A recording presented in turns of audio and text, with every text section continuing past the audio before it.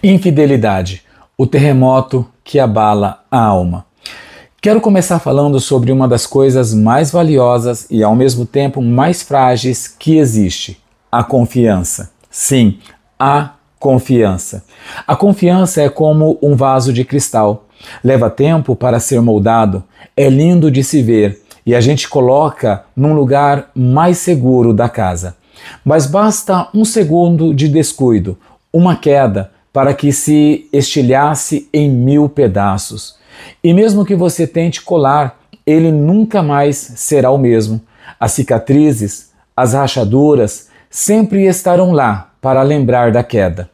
Hoje, literalmente, eu quero e vamos falar sobre um ato que não apenas trinca, mas pulveriza o vaso da confiança em um relacionamento. Vamos falar sobre a infidelidade. E eu não quero falar disso com pedras da mão, mas com kit de primeiros socorros, tirando as pedras e pegando esse kit de primeiros socorros. Porque a infidelidade não é apenas um deslize ou um erro. A Bíblia e a ciência da mente humana a descreve como um terremoto de magnitude máxima, que abala a estrutura da alma, deixa escombros por toda parte e cujo tremor é sentido por anos a fio, às vezes por uma vida inteira. Em primeiro lugar, falaremos sobre o epicentro do terremoto. Por que ele acontece? Bom, a psicanálise pode ajudar a olharmos com mais profundidade para essa questão. A primeira pergunta que surge é: por quê? É fácil dizer, foi falta de caráter, falta de Deus. Sim, isso é verdade. Mas se cavarmos um pouco mais profundo no subsolo da alma, a psicanálise nos ajuda a entender as motivações ocultas que levam a esse grande terremoto. Primeiro, o vazio da alma, o narcisismo ferido. Muitas vezes, a infidelidade não é sobre sexo, é sobre a validação. A pessoa se sente invisível, sem valor, envelhecida ou sem importância dentro da casa. Então, ela busca fora um olhar que a admire, um elogio que infle seu ego ferido. O caso extraconjugal se torna um espelho que mente para ela, dizendo: você ainda é desejável, você ainda é poderoso. É uma tentativa desesperada de preencher um vazio interno com a admiração externa. Mas é como tentar encher um balde furado. Em segundo lugar, existe a fuga da intimidade verdadeira. Parece contraditório, mas muitas pessoas traem porque têm medo da intimidade, não por falta dela. Um relacionamento real, profundo, exige vulnerabilidade, exige ser visto de verdade, com todas as nossas falhas e manias. Isso pode ser assustador. A infidelidade cria um caos, uma distância, uma vida secreta que serve como uma rota de fuga para não ter que se entregar de verdade a ninguém. É uma forma de sabotar a própria felicidade por medo dela. E em terceiro lugar, existe a repetição de feridas antigas. Nossa história literalmente importa. Alguém que cresceu em um lar onde a traição ou o abandono eram a norma pode inconscientemente recriar esse cenário na vida adulta. Ou ela trai porque foi o modelo que aprendeu, ou escolheu alguém que vai traí-la, porque a dor da rejeição, por mais terrível que seja, é um sentimento familiar, ela já conhece. É o que a psicanálise chama de compulsão à repetição. E o que a Bíblia fala sobre isso? Bom, a Bíblia já nos dava esse diagnóstico há milênios. Em Jeremias capítulo 17, verso 9, o profeta diz: enganoso é o coração mais do que todas as coisas, e desesperadamente corrupto, quem poderá conhecer?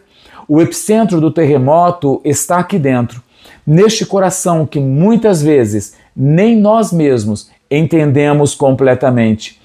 E as réplicas deste terremoto, os males e a destruição, as consequências que ele traz para a família, para a alma.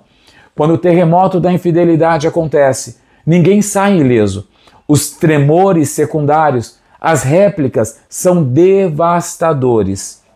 Acabam, destroem muita coisa. Para quem foi traído, a dor é indescritível.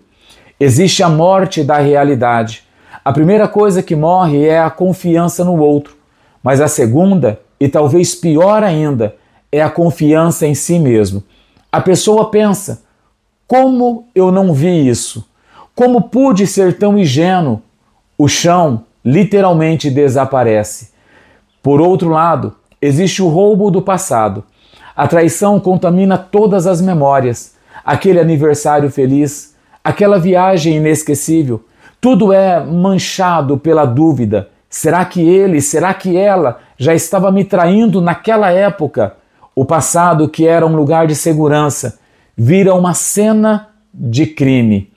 E o trauma que fica? A pessoa vive em estado de alerta. Qualquer celular que vibra, qualquer atraso para chegar em casa, dispara uma crise de ansiedade.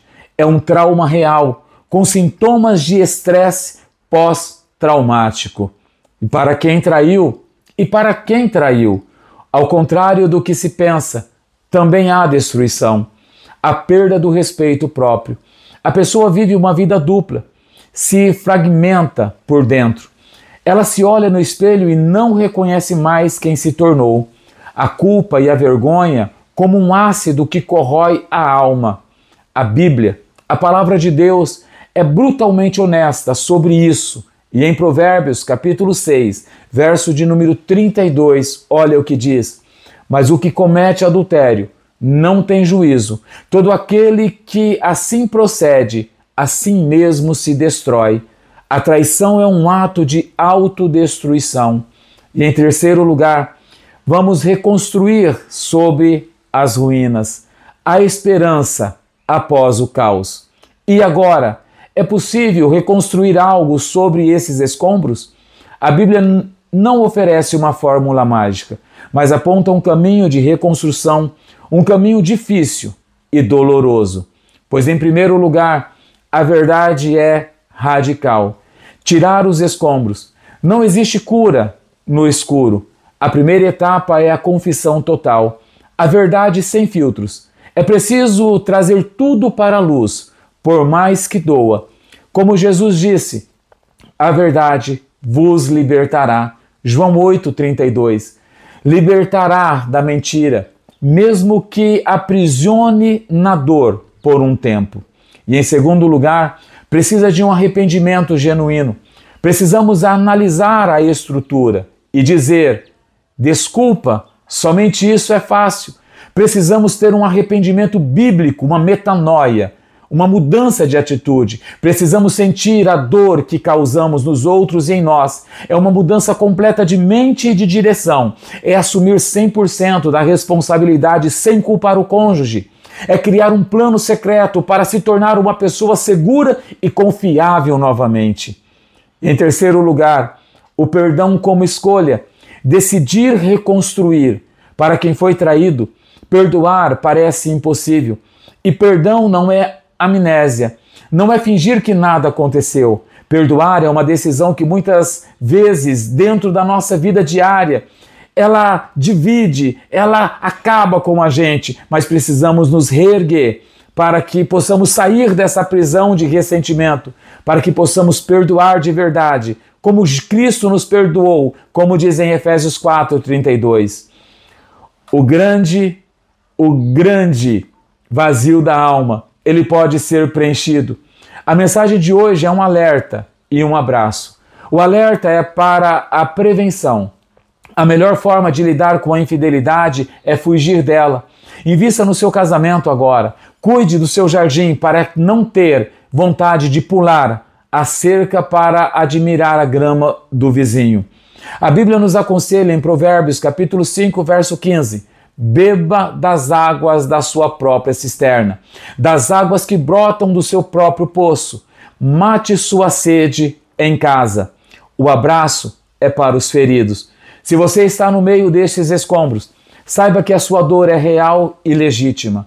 E saiba que, mesmo que a confiança em pessoas tenha sido destruído, Existe um Deus cuja fidelidade nunca falha. Ele é o especialista em reconstruir das ruínas e trazer vida aonde houve morte. O processo é longo e muitas vezes precisa de ajuda profissional e pastoral, mas a cura é possível. Que possamos ser uma igreja que guarda seus casamentos com preciosidade de um vaso de cristal e que acolhe os feridos dos terremotos da vida com graça e sem julgamento. Vamos orar. Pai de toda fidelidade, nós te pedimos, guarda nossos corações da ilusão da infidelidade.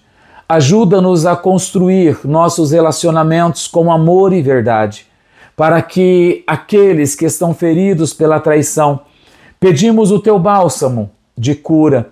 Derrama força, sabedoria e coragem para o difícil caminho da reconstrução.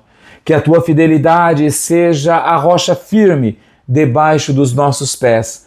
Quando o chão tremer, estaremos firmes em ti, Jesus, que é a nossa rocha. Pois assim nós pedimos, fortaleça-nos, ajuda-nos a reconstruir dos escombros que sobraram. Ajuda-nos, ó Pai, a fugir da infidelidade e guardar o nosso coração.